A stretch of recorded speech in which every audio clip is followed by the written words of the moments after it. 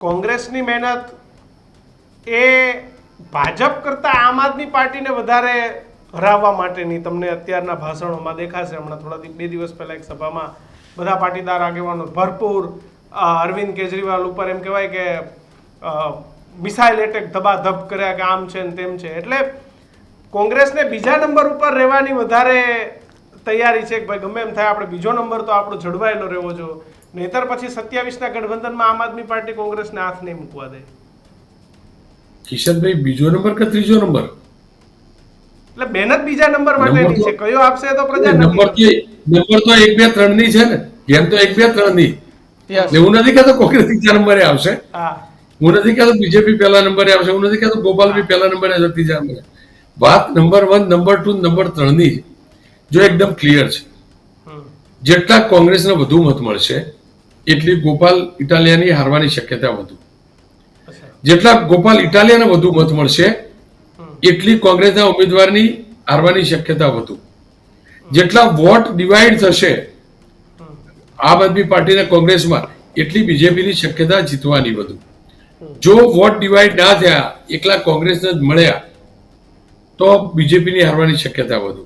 એકલા ગોપાલ ઇટાલિયન જ મળ્યા અને વોટ ડિવાઈડ ના થયા તો બીજેપીની હારવાની શક્યતા વધુ. કુલ મળીને 3 ભાગ પડવાના ભાઈ. એમાંથી એક ભાગ આખો રહેવાનો અને 2 ભાગ ડિવાઈડ થવાના. 2 ભાગ કેટલા ટકાથી ડિવાઈડ થાય એના ઉપર સવાલ છે.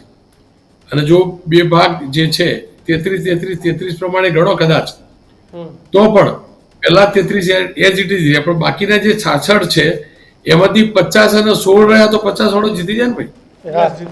એટલે કોંગ્રેસ વાળો 50 લઈ જાય તો એ જીતી જાય, આપ વાળો 50 લઈ જાય તો એ જીતી જાય.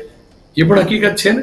એટલે કાંટાની ટક્કર છે એમાં કોઈ ડાઉટ નથી, કોઈ ડાઉટ નથી. અને સ્વાભાવિક રીતે રાત રમત છે. ઘણીવાર આપણે એમ કહીએ કે જીતવા માટે લડીએ છીએ, ઘણીવાર એવું નહીં હોતું.